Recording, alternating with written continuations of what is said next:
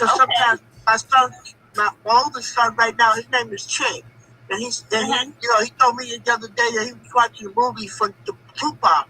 And remember, he said he would remember going back, man, when he used to play when they both used to play together, man. You know, been right in the house where Miguel Melendez used to live, right on 11th Street, and he's 11th Street. Now, where Mickey used to live. Yeah, with Jennifer Lopez. No, Jennifer Lopez. My God, Jennifer Dawn. Yes, Jennifer Dorn. Now, this is very interesting. I was in the Young Lords. You were in the Young Lords, Jay? Yeah, I was in the Young Lords, but I was in the Young Lords in the prison. Okay. I was in the Young Lords there with Mickey and Felipe. And Panama. Panama is one of my very close. As a matter of fact, I hear from Panama every day. He texts me every morning to say good morning to me. Well, you know his son, Malik? Yeah, of course. Malik is my child, my grandson. Oh, yeah? Wow. Oh, yeah. Ask Malik about me. Okay. Yeah. Malik is my baby. Me and him is always talking, communicating. Definitely communicate with him and tell him his grandma Cleo said hi. I will, sis. I will. Yeah, Malik is my baby. His mother is my friend. And of course, Panama and I are very close. We've been close. Look, I'm the one that stopped Panama from doing drugs. Panama met me. I met him on the street. He was 15 years old. He was nodding on the corner, and I was selling Black Panther newspapers. I said, "Come here, baby." And I showed him the police selling heroin out the police car in the corner, opposite corner from where I was selling my newspapers. And from that moment on, Panama wanted to get off the drugs, and he became one of the most prolific organizers in the history. I know. What we were doing. So, yeah. Yeah. Well, right now, he's as you may know, he's in Puerto Rico. And, yeah. I don't know when he's coming back to New York. I don't know either. He hasn't tried. I mean, I talk to him every once in a while, and he hasn't said anything about coming back to the U.S. Although I tell you, I had a meeting with the Central Committee of the Young Lords 3 weeks ago. The Central Committee got together. David Perez came in from Chicago and went to New York and got all of the Young Lords members of the Central Committee, Fee, Denise, Pablo, Juan, Felipe, the whole Central Committee, and they included me in the meeting. So it was wonderful. Yeah, that was wonderful. It was like a family reunion. Yeah, it was like a family reunion. So yes, I had a great time organizing in the South Bronx and in Harlem, in East Harlem. Yeah. I started my organizing in the South Bronx in 1966. 66. That's right. I met the Black Panthers and became a member of the Black Panther Party in 1968. Yeah. Of the Harlem branch of the Black Panther Party, and that's where I met Afeni Shakur, and we became friends because we organized together in the South Bronx and in Harlem. Yeah. Well, I was a Panther in 68, but I was a Panther in Auburn prison. Oh, okay. And then we got some of us got transferred from Auburn to Attica, and with the help of some Panther brothers in Attica, I was able to form the Young Lords Party. Then I sent a message out to Edith Morales and Pablo to see if I could authorize, make it legit. I remember that. And they gave me the permission to go ahead and and at that time that G.I. was with me. Right. G.I. is another one of my great friends. Yeah. Yeah. Well, I knew all the comrades in the the Young Lords and the Black Panthers. I was both a Black Panther and a Young Lord, as you know. Yeah. Yeah. Those were the good old days. Well, they were they were pretty good old days, but there were some bad things that happened. I know, there was a lot of bad things that happened, Yeah, and a lot of things, we didn't win everything. Our win were outstanding and great, and we won a great deal of stuff. We won. Now there's free breakfast programs everywhere in the country, run by the governments of states in the United States. So every child has access to free breakfast and free lunch. That's because of the Black Panther Party free breakfast program, which was taken up also by the Young Lords and proliferated around the country in 41 cities. And we proved, we asked the government to feed our children, and they said, no, we can't feed everybody. And we proved that we could feed as many people without one government dime, that we could feed the children. And as a result, now in 1974, the government started making every child eligible. Every child in the United States can get free breakfast and free lunch. And that's because of the Black Panther Party. It was not even a diagnosis.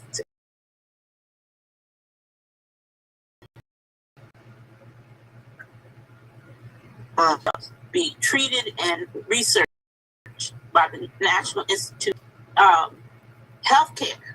The Patient's Bill of Rights was written by the Young Lords, the Black Panthers, and ATRUM, the Health Revolutionary Unity Movement. I was the co-chair of ATRUM. And we are the ones who wrote the Patient's Bill of Rights that you find in every hospital group all throughout the country. Lead poisoning is against the law to be used. Lead in paints, in gasoline, is against the law because it gives you brain damage. The Young Lords was the first ones to get a law against the use of lead-based paint in residences and businesses. Oh my goodness, so many things that we were able to accomplish. I know. What we have not been able to accomplish yet, and we're still fighting for, is free health care for all. And that was our call. And we're still fighting for that. Free, quality, preventive health care, door to door for all people. There was another comrade, remember Richie? Oh, Richie Perez, of course. Of course. That was my main brother, but they all were main brothers, but Richie was a high school teacher at Morris High School when he came to the Young Lords. That's right. Richie Perez. He's a great man. He's a very great man. Yeah. Mm-hmm. And Augie, who was his wife at the time, is a very close friend. She and I talk all the time. So you remember when I was there, but I wasn't. I was part of the security, and they put a flag on the Statue of Liberty. Statue of Liberty. I was not there, but I knew about it because Panama called me and told me he was going to jail. I was like, "What you going to jail for this time?" We had gone to jail to demand. I went to jail to demand the end to the bombing of Vieques and and so I went to jail. It's a picture of me in the newspaper, in the Spanish newspaper, walking out of jail for that. And then later on, and I don't know if it was later on that year, Panama called me and told me that he was getting ready to go to jail. He didn't tell me what he was getting ready to do because it was a secret. Yeah, and the next thing I know, I look in the newspaper and the Puerto Rican flag is on the Statue of Liberty's forehead. Beautiful. Yeah. And I knew everybody that went to jail there. And I was in jail with Louis Garden. Louis Garden, remember him from Brooklyn? Yeah. I was in jail with him. Him and I was in the same jail cell. So you probably remember at that time my first wife, her name was Qatar. Oh yes. Yeah. That was my first wife. Hey, it's 20 after. I hate to cut the reminiscing short because this stuff is beautiful and there's a lot of experience there that y'all bring to the table that is absolutely beautiful and important. But I do want to get started on the reading for today. Comrade Schmacko, do you have the Statement of Unity ready? All right, statement. Yeah, statement. There we go. I gotta take this. Solidarity program. First thing Reopen it here. All right. The U.S. was founded as a colonial settler state based upon white supremacy and slavery, stealing the lands of the indigenous nations, breaking every treaty made with them, and confining them to reservations, concentration camps. As the country became more powerful, the eagle sunk its claws into other nations, making war on Mexico and grabbing its northern territory, invading Cuba, Puerto Rico, Hawaii, and the Philippines, and either annexing them outright or making them colonies or neo-colonies. And in the 20th century, it became the major imperialist power in the world, exploiting both the people within its boundaries and those in every other country, bullying them with military interventions and robbing them of their right to self-determination. As Huey P. Newton stated, we have two enemies to fight, racism and capitalism. Between the two, capitalism is a primary, racism is a byproduct of capitalism. The working people of the world of every ethnicity or nationality face a common enemy that is destroying life on Earth. Our enemy is a small ruling class of property owners controlling most of the world's wealth and resources. We must have our basic needs met to live a good and meaningful life. Food, shelter, healthcare, education, freedom from oppression by the state, and peace with other nations to obtain these essential things for life. To obtain these essential things for life, we must have the power to see to it that the abundance that is available is shared equitably. Statement of Unity for the Second Rainbow Coalition. The legacy of the First Rainbow Coalition dates back to its founding on April 4th, 1969, by the original Black Panther Party, original Young Lords, and Young Patriots organizations. A number of other organizations joined this coalition not too long afterward, such as the American Indian Movement, Brown Berets, Rising Up Angry, the Red Guards, and others. Since the founding of the United States, the masses have developed a number of popular movements that came together to fight back against this capitalist imperialist system in various ways around particular demands. Nevertheless, none have established a movement quite like the First Rainbow Coalition. This historic movement was the first of its kind that established a model of class struggle like no other. Its charismatic leader, Chairman Fred Hampton of the Illinois chapter of the original Black Panther Party, stated that at the end of the day, we weren't engaged in a race struggle. He said that it's a class struggle, goddammit. By uniting with the various ethnicities and masses, they were able to bridge the gap between the various ethnic communities that white supremacy had long sought to keep divided. The class solidarity equips them with the material basis and class consciousness to see their common class condition. Therefore, the necessity to form a united front against their common class oppressor, the capitalist imperialist ruling class. The ruling class viewed this as the greatest threat to their class rule, and subsequently used the entire repressive forces of the state, police, courts, jails, prisons, and intelligence agencies, in order to crush this emerging revolutionary socialist movement. We refounded the Rainbow Coalition on May 14, 2021, with the intent of upholding the legacy of the original Rainbow Coalition. We believe that this historic example is the model for the united front that will best serve our class liberation. By upholding the 10-point program of the original Black Panther Party, which was subsequently adopted and later expanded by the original Young Lords, the Young Patriots organization, and all other original Rainbow Coalition members, we establish our programmatic unity. The 6 disciplinary rules that we uphold ties all organizations in our coalition to a common professional discipline. History has bestowed upon our generation a common class mission to fulfill. The representatives of the capitalist imperialist ruling class, represented by the Democratic Party and the Republican Party, cannot liberate us. It is their class intention and interest to uphold our common class oppression. Therefore, it is only we, the oppressed masses of all ethnicities and nationalities, who must build the necessary class solidarity, class consciousness, organizational structures, and a united front that will ultimately liberate ourselves. This is what the Second Rainbow Coalition is committed to. This is the historic mission we intend to fulfill. Dare to struggle, dare to win. All power to the people, boots on the ground. All members of the coalition, New African Black Panther Party, White Panther Party, Green Party of New Jersey, Poor People's Army, La Mesa National Day Brown Berets, Fury, Feminist Uprising to Resist Inequality and Exploitation, NASA, North Alabama School for Organizers, New Era Young Lords, Guardian Rebellion, and the American Indian Movement, Northeast Woodland Chapter. Pass. Thank you, Comrade Schmuck. All right, today we are reading chapters 34 and 35 of My People Are Rising. If you're looking in the PDF, chapter 34 starts on page 342. Sister Cleo, do you have the hard copy of the book, I believe? Oh, you're on mute.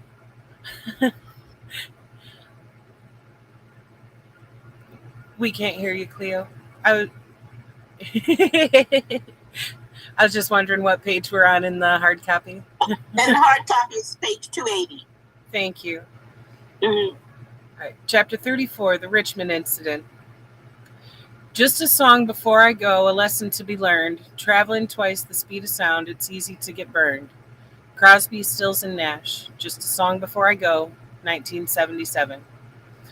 About a week after Elaine's disappearance, I was out in the field collecting donations for the sickle cell anemia program. It was the end of the workday, so I stopped at Hofbrau on Telegraph Avenue in Berkeley to get my favorite dish, the turkey dinner. While I ate, I contemplated the future of the Black Panther Party. After my meal, I called Central Headquarters to let them know I'd be coming in shortly to turn in the donation money. Flores got on the phone. Aaron, he said in his calm manner, when you come in from the field, I want you to go home and get your shoes and meet me at the office by 6. We have some work to do.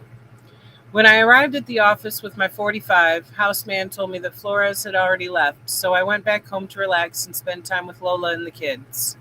The next morning, I awoke feeling very strange, anxious, and extremely fearful. I sensed that something had gone wrong, something had happened. Within minutes, Tex's girlfriend, Naomi, called. Aaron, have you seen Tex? Her voice had a deep sound of concern, as if she suspected the answer. Since Tex and I were best friends and almost always together, she thought I surely would know his whereabouts. My stomach began to churn. I started to feel nauseated. Tex and I had been assigned together as a team after Deacon's death. He and I were inseparable buddies. For a while, he had moved in with Lola, me, and the kids. We often hung out together. On occasion, we skipped going out into the field and instead went back to the pad and put on some Ronnie Laws or Gary Bartz, firing up a joint or two. As a young child, Tex had witnessed his mother stab his father to death, and that vision was always with him. We had both proclaimed that if something had to be done, we wanted to be together. If one of us were assigned to go out without the other, we always called, but I had not heard anything from Tex, not a word. That was not like him. I opened the front door to be confronted with an ugly overcast day. A light rain was beginning to fall. I picked up the Sunday paper and broke the rubber band. It opened into a staggering headline, almost knocking me to the ground. Panther found shot dead on Richmond Street. I frantically scanned the article, looking for a clue, any clue that could tell me something, anything that would ease my fears. The dead Panther was identified as Lewis Tex Johnson. Outside my apartment, I gathered with Rollins Reed, houseman, and others in the soft rain as we tried to make sense of this disaster. We took long swigs of Johnny Walker Red, trying to deaden the pain. Not only was Tex dead, but also Flores was wounded. He had gone into hiding. At that moment, I only wanted to kill the pain. I had already been numb for almost 10 years, ever since the death of Welton Armstead, the first Panther killed in Seattle. For me, that was 10 funerals ago. I just wanted to get fucked up, but it was no use. I couldn't forget Tex's smiling face. I learned later that Huey had overridden Flores' assignment and replaced me with another comrade who, in a panic, accidentally fired the fatal round that killed Tex. Tex was wearing a blue jumpsuit, which we often wore on missions of this sort. Also, several M16s were found at the scene. The party attempted to distance itself from the debacle, later revealed to have been an attempt to silence a witness in Huey's upcoming trial. Tex's body went unclaimed. He lay alone on the streets of Richmond, California. The following days and months would see the party sliding into a pit of no return. As a result of Tex's death and the aborted hit, a congressional investigation began to probe the internal activities of the Black Panther Party. In response, Huey sent several comrades from the security squad underground, including Bethune.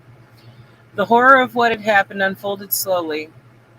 The night of the attempted hit, Nelson Malloy, a comrade from Winston-Salem who worked at the medical clinic, had been asked to take the wounded Flores to the emergency room. At the hospital, the nurse called the police. Flores and Nelson fled the hospital and caught a flight to Las Vegas, where we had just opened a branch community center. Huey sent a hit team to Las Vegas. They found Nelson and drove him into the desert, where he was shot several times and buried in a shallow grave, only to be discovered alive by passersby. Nelson was taken to the hospital and then went straight back to North Carolina. Tragically, he was paralyzed for life. One evening, while I was sitting in the school cafeteria in what was to be my last political education class, Big Bob appeared in the doorway and motioned for me to come over. AD, the servant wants you to go pick up all the weapons and dump them in the bay. Here's some money for the U-Haul truck, he said, handing me a 2-page list of addresses. Get the biggest truck you can, he added as I was heading out the door. Big Bob always seemed the same, no matter what was transpiring. No emotion, no digression, just straight ahead. I looked at the long list of locations of the weapons. I left immediately, taking James Aaron with me to carry out our final mission. For the next 7 hours, we crawled in attics, beneath houses, beneath porches, and in other odd, hard-to-reach places, gathering the entire armament of the Black Panther Party, with the exception of shotguns and hand weapons. At 3 a.m., we made our way to the middle of the San Mateo Bridge in a drizzling rain. We parked. James Aaron and I had said very little during our gathering mission. We both knew the end was near. We also knew that if we got caught with this illegal cargo, we would both go away for a long time. We occasionally puffed on a joint, trying to deaden our senses. So much had happened in such a short time. A California Highway Patrol car lazily drove by. After it was out of sight, we jumped into action, opening up the back of the long truck. We began to pull and toss crates, trunks, suitcases, AK-47s, M16s, 9mm submachine guns, a 50 cal machine gun, a long anti-aircraft weapon, and endless trunks of ammo. We watched the party's armaments fall into the dark, cold waters of the San Francisco Bay. I came across my .30 caliber assault carbine, the twin of Elmer's, which we had purchased together. For a moment I stood and reflected on how we had spray painted the carbines black, carving all power to the people in the wooden stock with our initials. I looked at the AD one last time before I reluctantly tossed it in with the rest of the weaponry that had helped us to be the most feared and powerful political organization in American history. Unloading the truck seemed to take us forever. The next night, I was back at the bridge alone, discarding the remainder of the weapons. I made it home safely, exhausted, falling into the bed, relieved to be done. Suddenly, something caught my eye in the closet. There were 4 beautiful black M16s with several clips and boxes of ammo looking very seductive. Big Bob must have dropped them off. For a second, I thought maybe I would keep these for myself, but I remembered the Panther Oath we had all taken when we joined the party. Obey all your orders and all your actions. I knew this would be a dangerous time to not obey the orders given me. I jumped up and grabbed the weapons and ammo, drove down to the Oakland Alameda estuary, and tossed the sleek black weapons into the night, listening as they splashed into the water.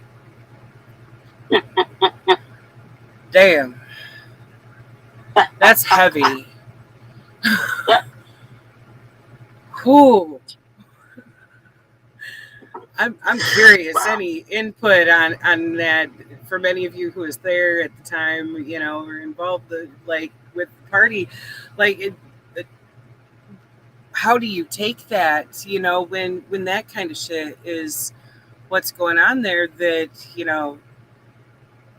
I'm stunned at, let me back up here, the part there where, Tex got accidentally shot, but why the fuck did Huey order Nelson to get shot?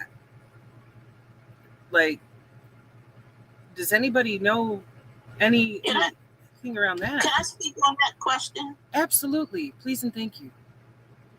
Yes, I just want to remind people that the Black Panther Party was one of the most infiltrated organizations ever to exist in the United States of America. Yeah. And the infiltration went to all levels, even to the top. And people like Yahweh in New York, in the Harlem branch, had developed and grown up to be like the head of security in the Harlem branch of the Black Panther Party. And we didn't find out that Yahweh was an infiltrator, an agent provocateur, until the New York 21 trial, when he got on the stand and as a witness and testified. I'm sorry? No, so witness, he was a witness for the state. Yes, right? That's right. Yeah. That's Yahweh. And I mean, he was a recognized Panther, and I worked with him. A lot of people worked with him. There was another infiltrator that was grew to the top of the Black Panther Party in Harlem, and his name I can't remember at the moment, but he was the same one that knelt down in front of while Malcolm X was assassinated, and was the last one to confirm that Malcolm X was dead. Then he joined the Black Panther Party. Then he testified and received his gold badge, and became a lieutenant in the New York City police department. And I wish I could remember his name right now, but I can't. And anyway, I'm just saying that so that people were very paranoid. And Huey, among all of us, was one of the very most paranoid of all, as you could probably tell. He had been under a lot of stress, a lot of strain, and he was under surveillance from COINTELPRO and how many other organizations, government organizations. So he was under tremendous pressure, and probably thought that the brother might have been a police agent provocateur coming from North Carolina, and he didn't have good surveillance on the brother. And that's one of the things that we learned over time in the Black Panther Party, was to know everybody. So anybody that comes up that says that, well, I'm a Panther, I'm this, I'm that, you get to know them. And you don't and you don't make friends with them until you find out exactly who they are, until you meet their mother and father, until you meet their sister and brother, until they take you to their house. Otherwise, and the same in the Young Lords. The Young Lords were very highly infiltrated, and today you should know that any organization that is a justice organization that's fighting for justice and equality is highly infiltrated by organizations that would be like the COINTELPRO, would be like the FBI, we like the CIA, we had all kinds. We like the state and local police organizations also. So just be aware and knowledgeable that you are under surveillance if you're involved in something like this. Absolutely. And do your security. That's all I gotta say. But the reason probably was that Huey thought this brother was a infiltrator, an agent provocateur inside the organization without knowing anything about him. That's what I was wondering too, because like COINTELPRO got in super deep, and COINTELPRO is still alive and well too. That's right. A lot of people don't realize like those programs never ended. That's something we still have to watch out for. That's right. Man. I must say that COINTELPRO has advanced since the times of the Panthers and since the times of the Laws. They have advanced tremendously. And I noticed it reading some of my books, which I read all the time, you know, about the Panthers and the laws. I noticed that today, the COINTELPRO, their way of doing things is to the families. You know, they I don't know, for some reason they just get so close to some of our families, and that's how they keep abreast of all the things that I'm doing as an example. You know, by infiltrating my family and making my family believe something that is not. You know, they become friends with them and all of that stuff, and they don't even know they're police. The family don't even know they're police. That's their tactics today is much more advanced. I just want to say, you know, that the FBI used to come and visit my family. Yeah. 3 or 4 times a year, and I was in. My family was in Philadelphia, and they would contact me. My family would contact me and say that those suits were here looking for you again, and talking about you, you know, and saying that you're a Black Panther, saying that you're this or that. So yeah. Yeah, they certainly aren't shy about it neither. Like, hell, even during the Occupy days, one day I had pulled back up to our camp in Flint, and right across the street there's a huge office building, and Homeland Security had set up an office over there just to be able to look out the window and watch our camp. We found out because one of the people who worked at the cable company was actually part of our group, and he helped install all the shit over there in their office for them to surveil us with. And after we did a demonstration at Senator Stabenow's office and had left a copy of the Constitution and the Bill of Rights saying, have her read this so she can see where she has committed treason against the people. Then they started, you know, coming at us even harder. And one of them approached me as I was pulling up to the camp and tried to threaten me with that indefinite detention provision that was in the NDAA bill for the year, of being able to arrest you on any accusation they want to come up with off the top of their heads of, oh, well, if you have more than 2 weeks worth of food in your home, you're a terrorist. If you carry a camera with you anywhere, then you're a terrorist. All this other stupid shit, and tried to threaten me with that. And I was just like, are you fucking kidding me? This dude's like rolling up on me in a black on black Chrysler 300 in a black suit and trying to look all fly and shit. And I'm like, you're not scaring anybody. You just showed your hand, you know. But they try to do intimidation tactics like that and try to come at people. Like at the time, they had also broken into my house and searched my shit. They'd broken into my family members' houses and searched their shit. And I was like, did you enjoy my bong collection? Like, we ain't criminals. We're out here fighting for justice. It's ridiculous some of the links that they'll go to for that type of shit. Yeah, I mean, since we're exchanging war stories and whatnot, you know, in the 2008 Republican National Convention in Minneapolis and St. Paul, and some of you guys might remember this. One of the big stories was that there was an executive director of a New Orleans-based organization. I want to say it was Common Dreams, but it turned out that he was actually a Fed. He was out at those protests, and so he was, you know, operating for the Feds both in New Orleans as well as in Minneapolis. But the real twist.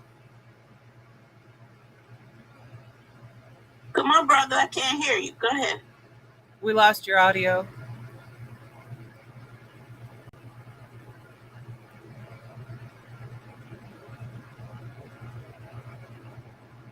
Comrade Schmacko, you still with us?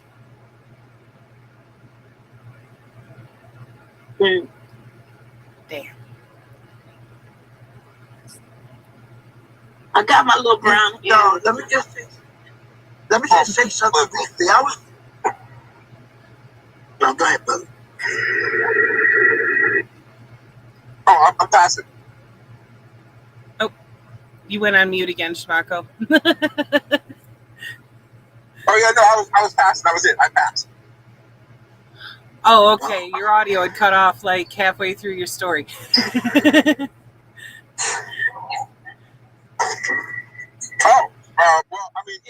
just to finish, it turned out basically that, she had done intelligence on all of the anarchists that were there. And I think that they had talks coming out of both the anti-war protests and the anarchist protests. And I think that we were the only organizing group that.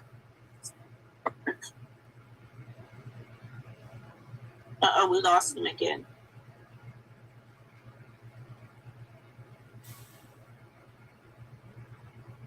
Oh boy. Oh, and now he's back on mute. Okay, well, hopefully he can get the audio issues squared away and be able to tell us the rest of that. In the meantime, anybody else got any thoughts to contribute? My goal is to not talk a lot, but I do want to remind people that we are under tremendous surveillance and using all kinds of methods, and I have some very sad stories to tell, but I do want to also say that their attempt is always to criminalize what we are doing, and we know that we are doing the right thing, and we're fighting injustice, and we're fighting for equal distribution of the resources of the society, which is a good thing, where more people have access to the things that we need. So we should not, don't back up, but continue to organize and to unite. So that's all I got to say. And even though we know that we're under surveillance, we can't let that stop us from doing what we have to do. Right, because when it comes down to it, this system treats things that are human rights as if they are commodities like housing and food and healthcare. And there is such a lack of ethics going on there that we have no choice but to address, because these things are not commodities. Yes, Comrade Shay, you had some input? Yeah, I just wanted to say that the other day I was watching a black media podcast, and the woman was on it, and he was talking, and all of a sudden, just for one moment to the other, it went berserk, and he wasn't able to communicate with people. And I started thinking. I said, I wonder if some of the stuff that's happening to us, like that happened now, is because of the cartel flow. And you're right, sister. We are always constantly being watched and being supervised by these pigs, man. So I just wanted to say that, because sometimes when people the audio just goes blank, I wonder if it's real. Is it technology, or is it the beast that is watching us? For real. All right, if y'all are ready, we can move on to chapter 35. Is there anybody who'd like to take a turn reading? I wish I could, but I just don't have it. I can read. Awesome. Thank you, Sister Cleo. Okay. The end of the line. Soul searching, looking inside. Soul searching, digging a little bit deeper. Gotta keep on trying. The Average White Band, Digging Deeper, 1976. I like that Average White Band. Texas' death had a heavy impact on all of us. His happy-go-lucky, comical ways put everyone at ease, yet he could be serious and fearless when needed. He and Naomi had just started seeing each other. Both of them had been moving from relationship to relationship until they discovered their love for one another. Now Naomi was walking around like a zombie. For Lola, who was already unstable, his death was the defining event that pushed her over the brink, from which she would never recover. For her young mind, it was one too many losses, one too many contradictions. Something inside of her snapped. She slowly began to transform from the person that she was into someone she wasn't. Before Tex's death, she did not drink or smoke weed. She was always home with the kids in the evening. She had always been conscientious and close to our little family. We were all trying to dull our senses, trying to deny what was happening, that our revolutionary family was coming to an end, and that we would all have to make a decision when to leave our slowly disintegrating army, when to step outside the tent and face life on our own. Those of us who were left were just barely holding on, functioning day to day, minute to minute. Flores's absence was also felt. He had joined the Southern California chapter at 17. Flores was as smooth and calm as a clear morning sky. He was the only one in the security squad who never seemed to cross the line. He never got drunk. He never overindulged. He followed the party line, yet was still flexible enough to allow others to bend the rules and policies. He had always treated me with the utmost respect. We knew we were the last of the warriors, the last of a dying breed. We had become a strong force, feeling invincible at times. We had considered ourselves as eternal soldiers, always thinking we would fight the enemy to victory or to death. What we had failed to realize was that the enemy at times was us. That's something. The once formidable Panther military might was now in ruins.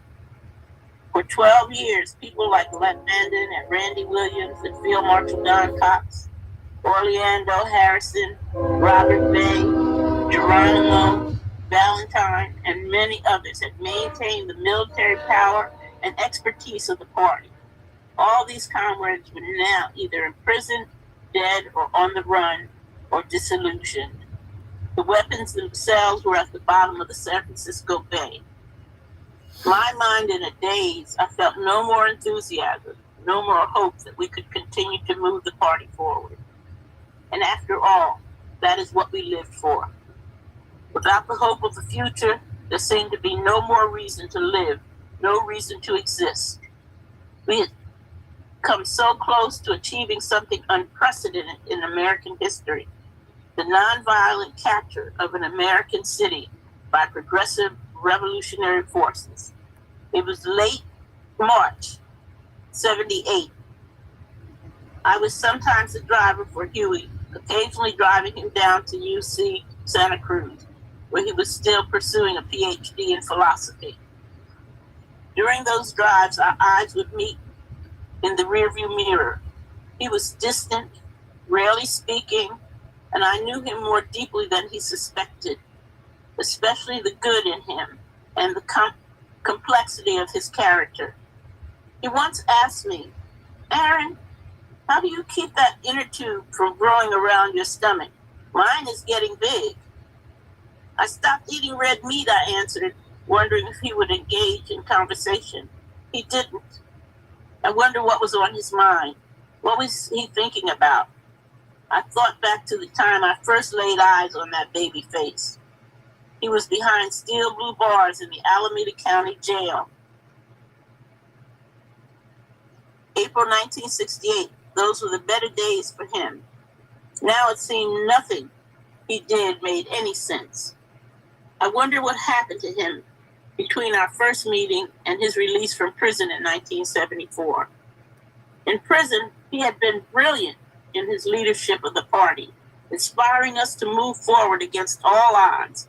Many of us had thought that upon his release, Huey would set about correcting the mistakes others had made in handling the party while he was incarcerated, that he would set everything right. But something had happened to him. Huey used to joke, a funny thing happened on the way to the forum. In the case of Huey P. Newton, whatever happened was deadly serious. Most of us will never know the truth. There would be speculation that the government used some form of mind control or psychological experimentation on Huey while he was locked up in the California penal system. Maybe he never meant for the Black Panther Party to grow into a national and international organization.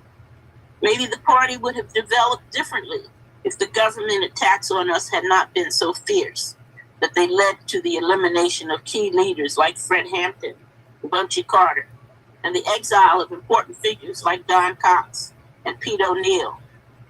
Maybe things would have been different if Bobby Seale had not been locked up in Connecticut upon Huey's release.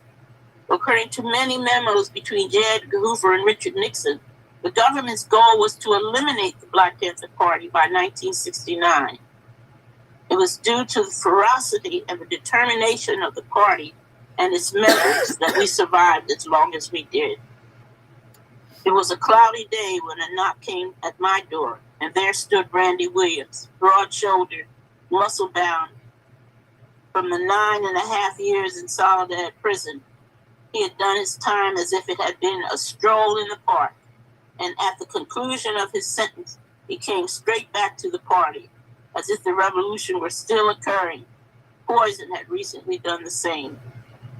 Hey, Aaron, Huey told me to come by and pick up the key to the car, and you're 45.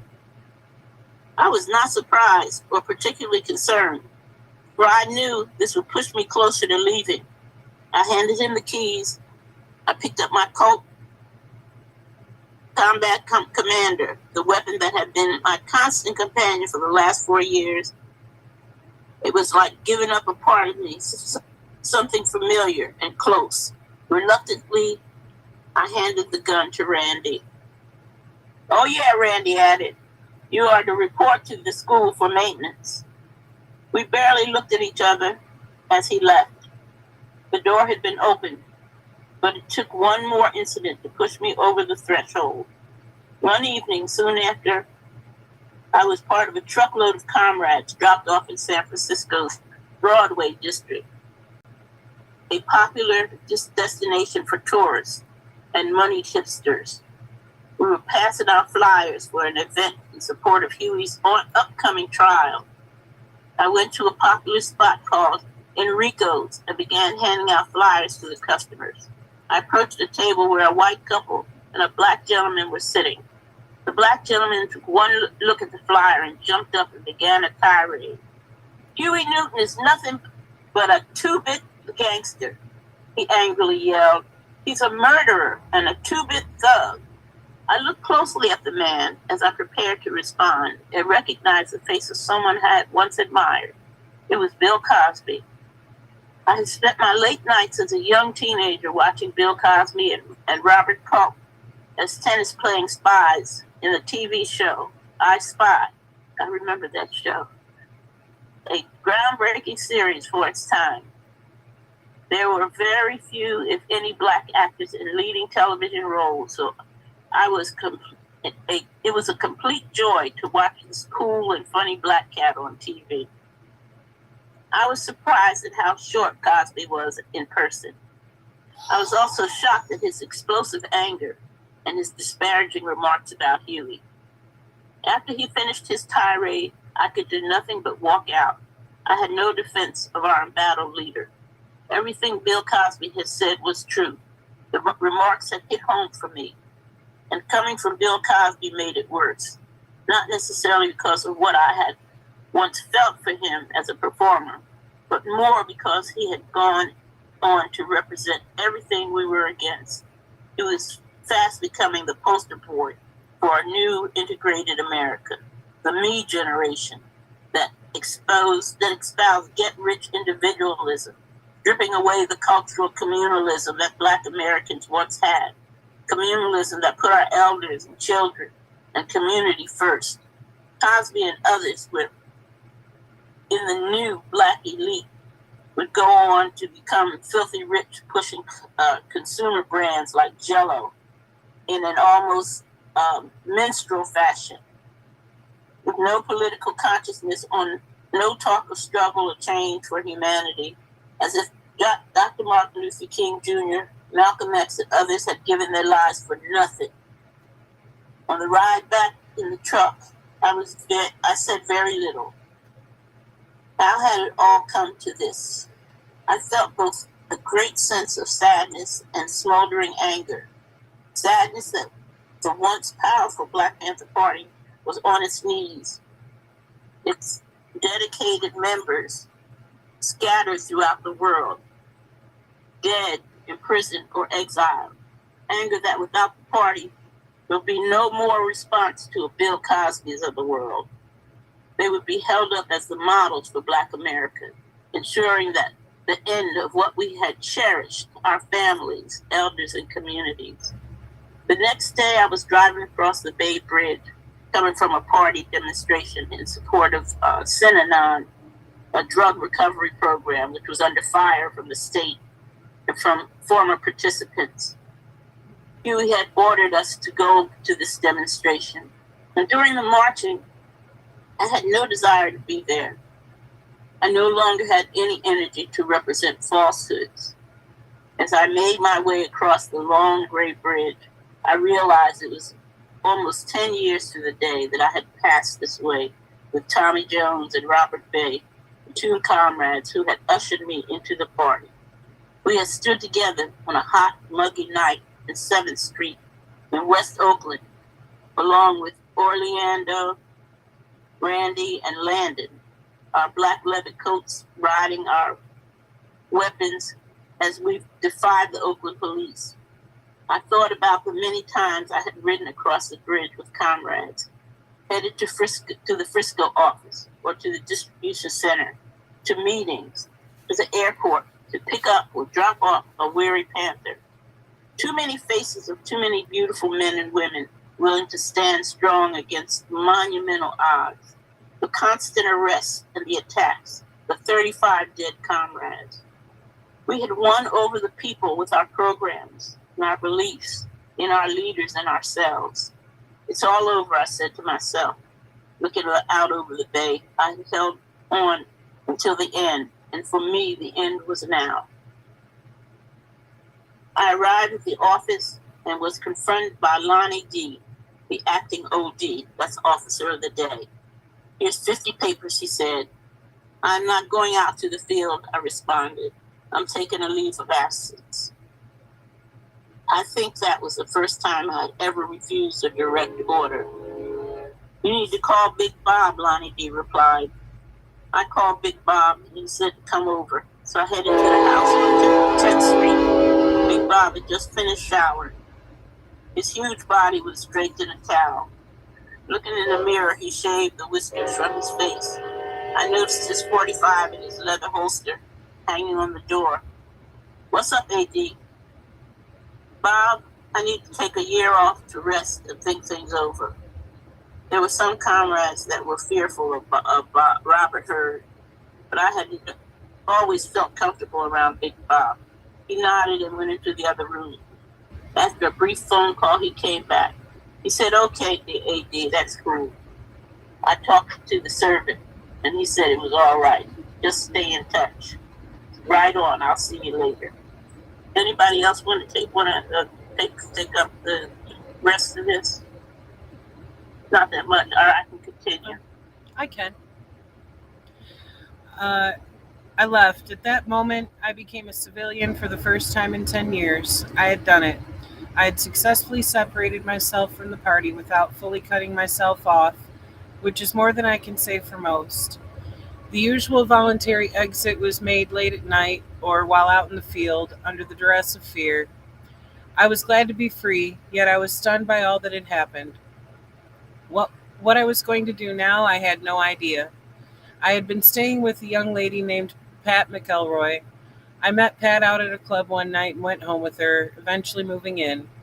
Lola and I had broken up, as she had fallen under the spell of Bethune. Part of me hated to leave her behind, but I had little choice. The party was the only real family Lola ever had.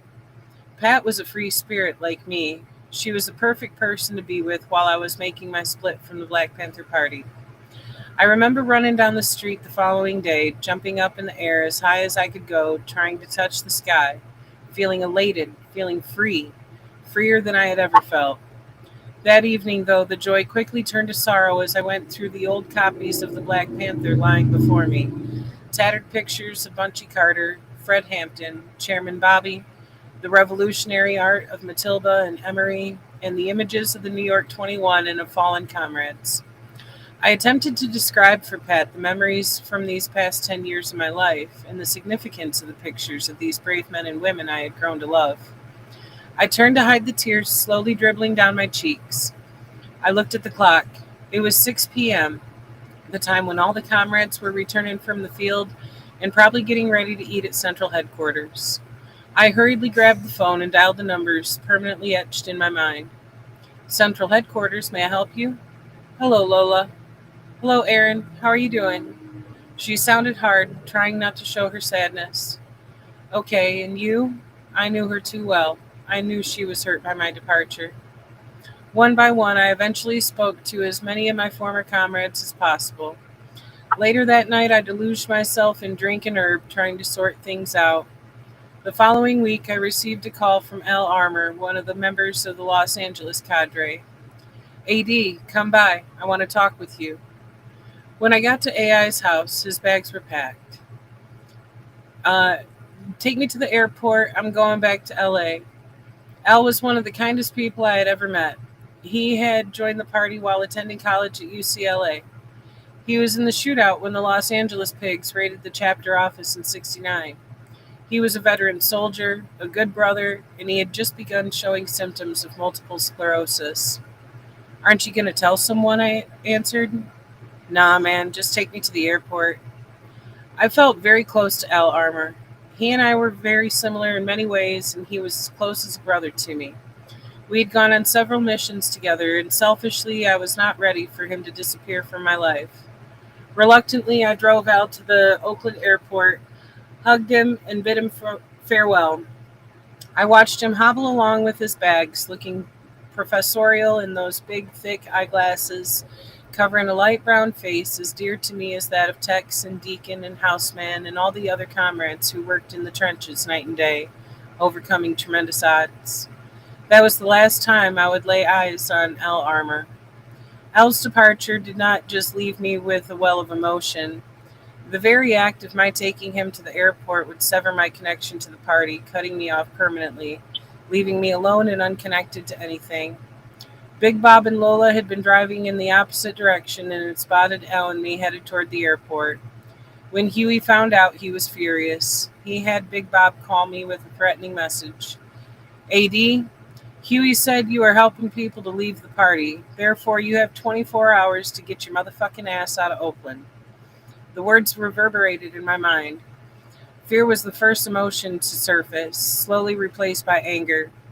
Huey's paranoia had reached its peak. Uncertainty, fear, and resentment fought for dominance in my mind, making it difficult to focus on any one thing, any single action.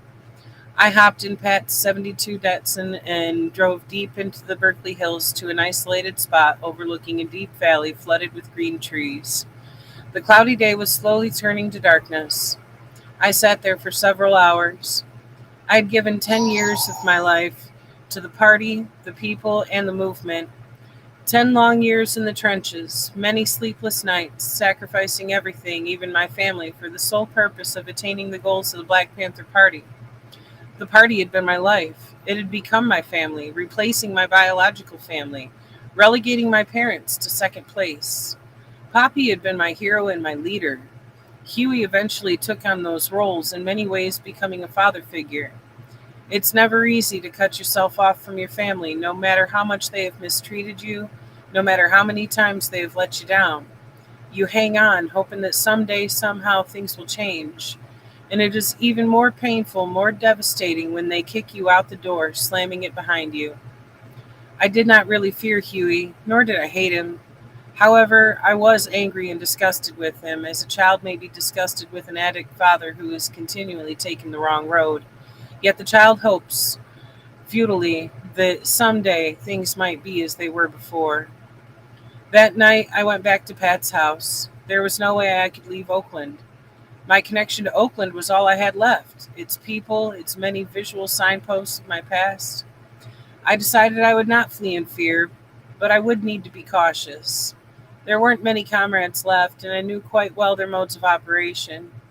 For several weeks I slept in dirty flop houses in San Francisco, coming back to Pat's house during the day, waiting until things died down. During that period, one day I ran into Randy Williams in the Mission District. When he approached with a smile on his face, I knew not to have any fear. He said, "Man, I left the party. Huey's gone crazy." I wasn't surprised when Randy told me Huey wanted me dead. We chatted for a few minutes before he went on his way.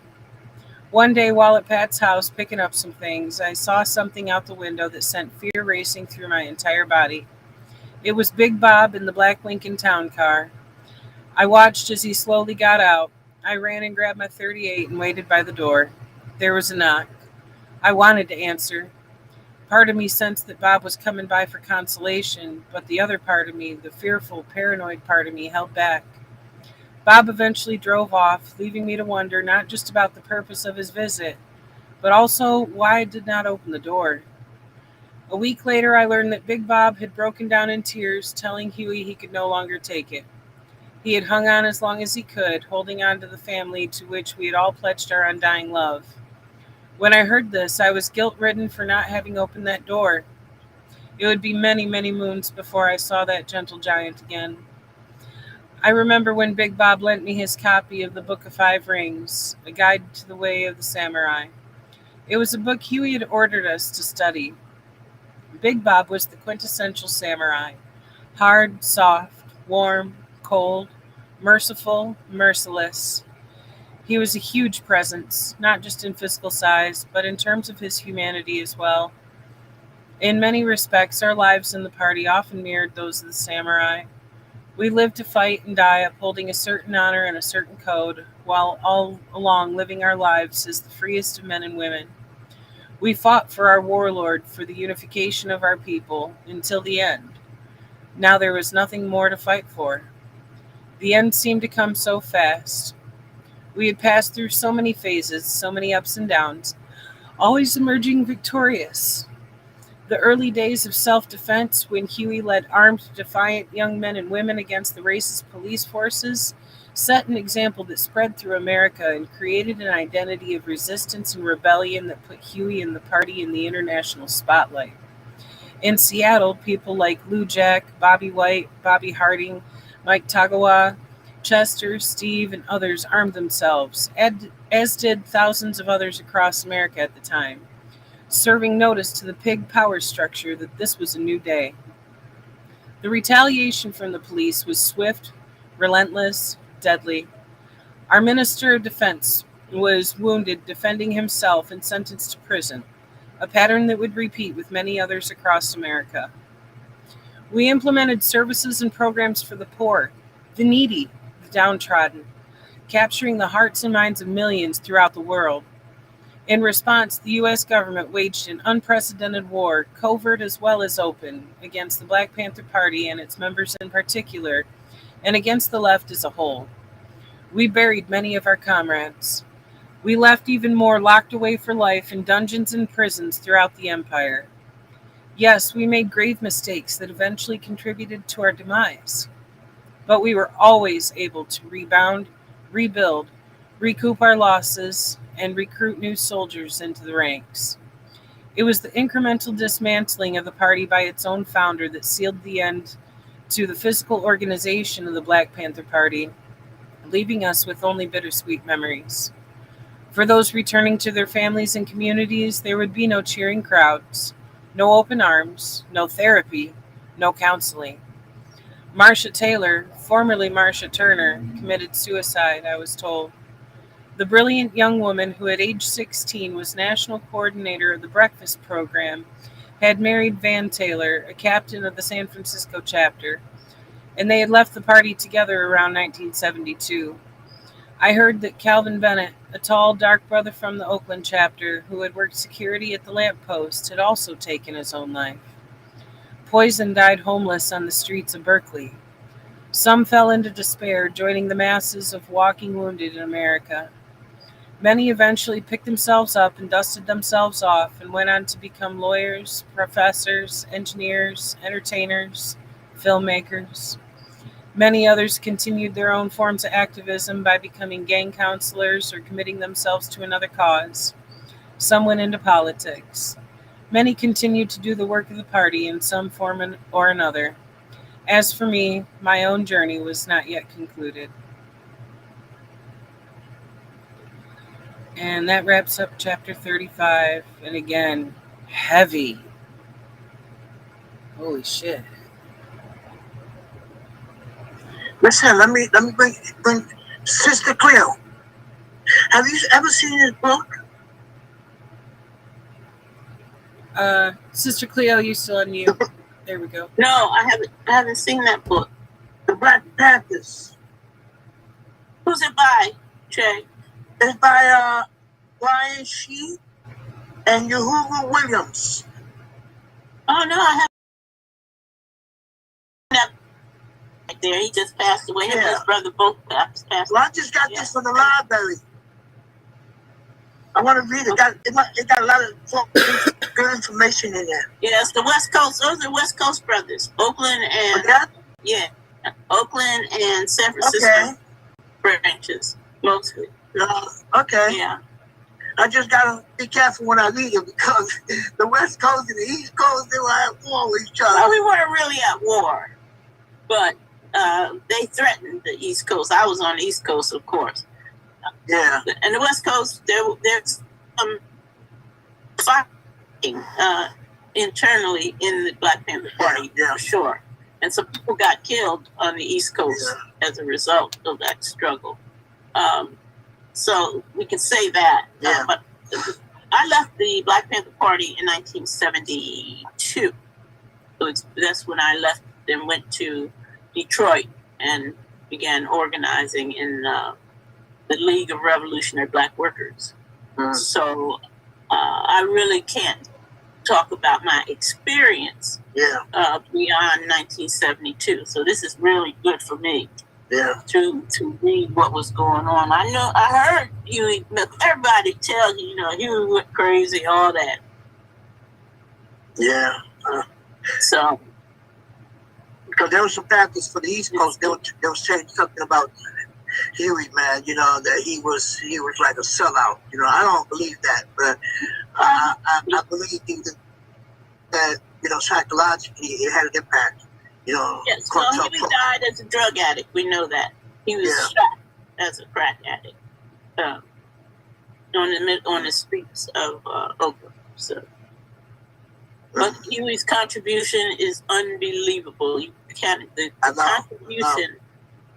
As a matter of fact, his contribution to society as a whole in the world cannot be overshadowed by something as small as the way he ended. He was definitely a great man. So yes, he was. He was. And Bobby, yes. He was a hell of a good brother, man. That's right. Very dedicated at the time too. Mm-hmm. That's right. The dare struggle, dare to win. That's right. He was our leader,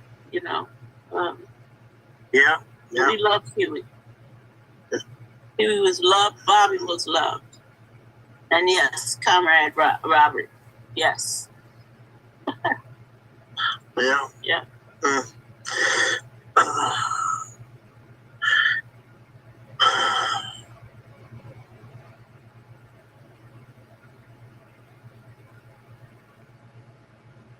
Yeah, Rob said he succumbed to the trauma.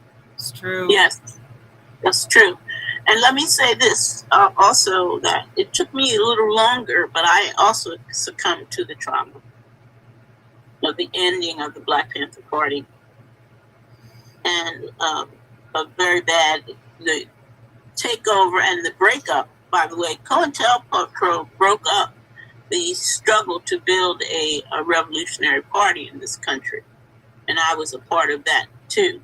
There was a struggle for us to unite several organizations, the Black Workers Congress, the Puerto Rican Revolutionary Workers Organization, October League, the Revolutionary Union, EWARCOON, the Brown Berets. And our goal was to build a multinational revolutionary Marxist-Leninist party in this country, and that was broken up. So what they did is that they went through each organization and just destroyed each organization, and I was victim to that. And I found out that the man that I had been living with was an agent of the government, had been a confidential infiltrator in the Black Workers Congress, and had been on the Central Committee of the Black Workers Congress. Oh, wow. So yes, I've been through some things. Wow. The Young Lost, that was the name of the Young Lost at the end, the Puerto Rican Revolutionary Workers Organization, right? That's right. And as a result of that organization, man, a lot came out of that, man. Because it was the time where with Richie and Panama, they got stole. They were stolen and taken to a chapter, and they were gonna get hurt, man, by some people in the party. Yeah. In the organization. I shouldn't say the party because it was an organization by then. That's right. Yeah. That happened. Yeah. And Carlos Feliciano was part of all that stuff too. Yes. I know you remember Carlos Feliciano. Oh yes, I remember it. Yes, indeed. Yeah, because people started saying that he was an undercover snitch. Well, I'll tell you, I don't know. I don't know either, but I'm just saying what Panama was saying, what Richie was saying, you know, but then again, you know, I understand their situation made them probably think that way.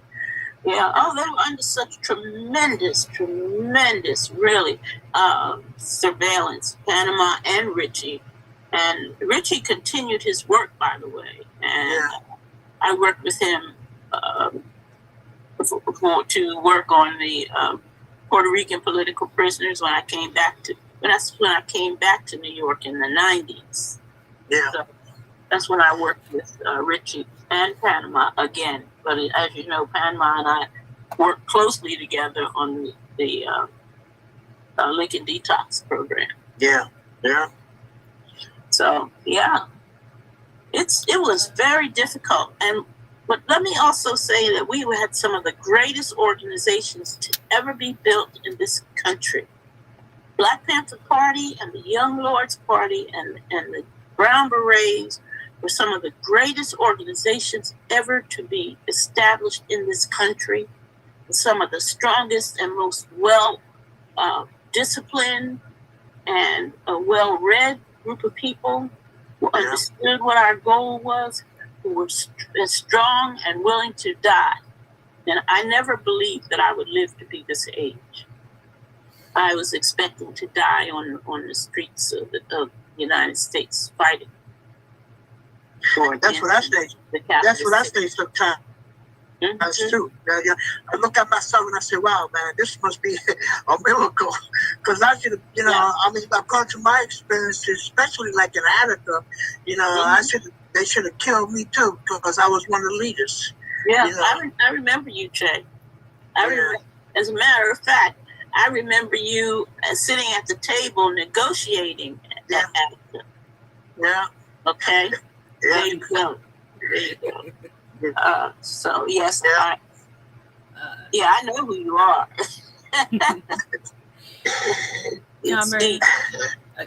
Comrade Joe, I see you've got your hand up. Do you have some thoughts you want to contribute to? Yeah. Yes. You know, it's really nice hearing this book reading and getting that inspiration from all our elder comrades, brothers and sisters that were in the movement back in those days, and to have a couple of them on today's study group is even more, you know, powerful. But that whole COINTEL, you know, thing, and I don't want to keep on preaching to the choir, but it did affect a lot of our organizations. But you know what? We're back and we're stronger than ever. You know, so like we didn't die, we're gonna multiply. So and then me in my early 50s, we are kind of going to be the next leaders in the movement, because a lot of the elder brothers and sisters that are in there, that have been in the movement for over 50 years, well, due to health and, or such and such things, they're not able to out there and get boots on the ground. So this is where we have to follow up and share that with the younger generations. So the movement is still growing strong. It's still moving. It did put a big dent in us. And like I mentioned before, we've been dormant. But a lot of us have resurfaced, reorganized, restructured, and learned from our mistakes from the past. And we're going to keep on moving forward. So I just wanted to share that, because we're still here. And in Spanish, like Dolores Huerta would say, aquí estamos y no nos vamos. We're still here and we ain't going anywhere. Right. And that's all, brothers and sisters. Thank you all. Thank you.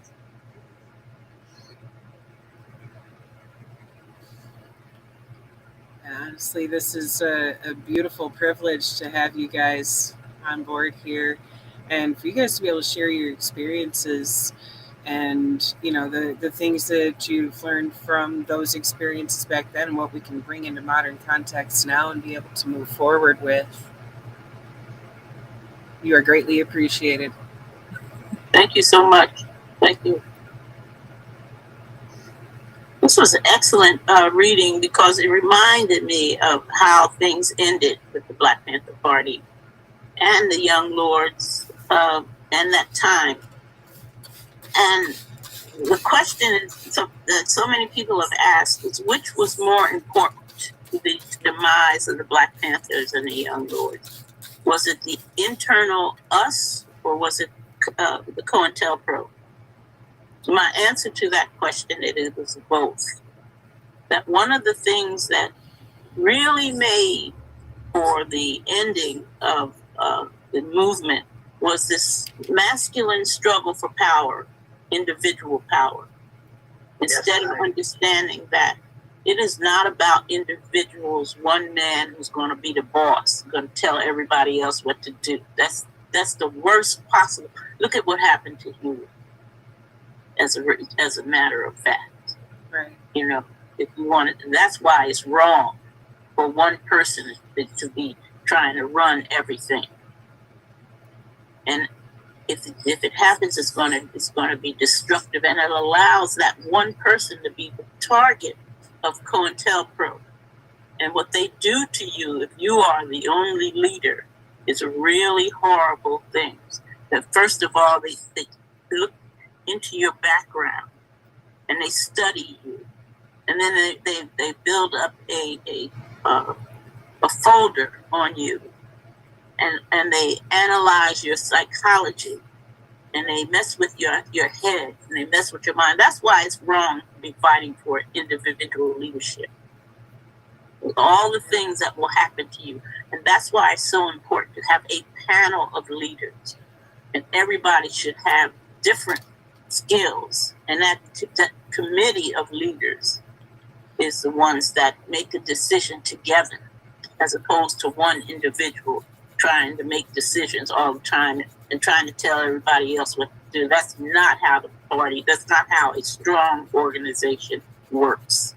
And I say that again and again. Do not let one individual run anything, ever. Because it's not about one individual, it's about a group, a team, a strong group of people. Yep. And that everybody's a leader, and not just one person is a leader. And if you look at the Black Panther Party and the Young Lords, there are so many leaders, so many levels of leadership. And everybody was recognized as a leader. And when a decision was made, it was made with a group of people. That's how the work got done. So I just want to reemphasize to everyone that we're working with, that it's not one individual. Don't try to be the boss. Because if you do, then you are working to destroy your organization. Try to build. That's right, and yourself. Yep. Try to build teams. Yep, we've got to have that cooperation, that transparency, that accountability. These are the things that we are calling out in this illegitimate colonizer government that are why it does not work for the people. We have to do better, and that is one thing I can say I'm very happy for, to actually see that has changed in how the parties operate today. That if there's not consensus on things, then they get discussed and talked out until a consensus is reached amongst all leadership, and not just one person barking out orders or anything being allowed to devolve into like a cult of personality type thing. So it at least is going better in that direction of there being that balance there of everyone having a voice. That's what we need. And Joe, I see you got your hand up again, comrade. Yes, like that saying says, everybody wants to be a chief and nobody wants to be an Indian. Too many chiefs, what are they going to do? I mean, we need strong soldiers out, in the front. And with like Rafa, I didn't get to come on Friday's study group, but we had Brother Rafa Avita came on and mentioning some of the things the Brown Berets are doing, where we have several women in leadership, and like Sister Cleo was saying, that's where it's at. I mean, there's got to be duality. There's got to be equalness, because we all have something to offer, right. And we all have strengths, and we all have weaknesses, of course, but we all collectively, and like Sister Cleo was saying, collectively we have to be shoulder to shoulder. There's nobody trying to get in the front, nobody trying to get left behind. We got to go at it side by side, and that's where that strength is going to come.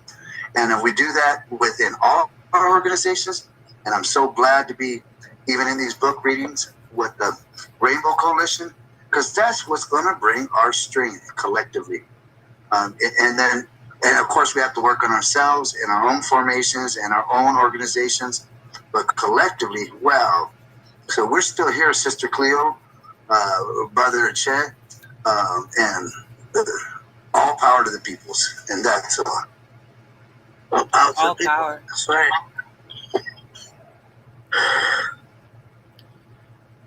Does anyone else have any thoughts to contribute before we wrap this up? Let me just briefly say that Sister Cleo hit it on the point. We need to be more organized, more mobilized, more politically educated, and above all, we need to not believe that I'm the leader. We are all leaders, because when you look at your body is just not only a body. You got arms, legs, head, chest, stomach, all that. So I look at it in that context, that everyone must be leaders. And I think that the one of the things that the system does is goes after leaders. That's what they try to do in Attica. They killed 39 of our brothers, and even though they were leaders, they still wasn't able to hit all the leaders, and so that we need to always be, we followers. I'm a follower. I don't consider myself a leader. I'm a follower, and I'm also a teacher, as well, that's all. Yes. Yeah, I just want to say how happy I am to be a part of this group of people and to be reading this book. So thank you so much, Tricia, for all of your zen and leadership. And thank you, everybody, Joe, Robert, Che.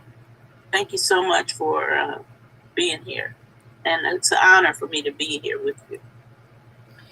Thank you. It's an honor to have you here. Yes, sir. These readings have been absolutely beautiful and mind-blowing. So enlightening. And it wouldn't be what it is if it wasn't for having the elders on deck to bring all of your perspectives to the table and be able to talk with you about these things. And it truly is an honor just to even be here. Thank you. Joe, you having a cigarette? Yeah, I'm guilty as charged. I was just waiting for it to get over. I was trying to be patient too. I was like, this study group gets me excited. It gets me motivated. And sometimes just, but anyway, like all power to the people. We got to build our brown, black, and red nations and free the land, free the land, free the land. Stay strong, my people. Yeah. All power. And yeah, you're not alone over there. I've been polluting my lungs over here too. I quit smoking. That's very interesting. I finally quit. Congratulations.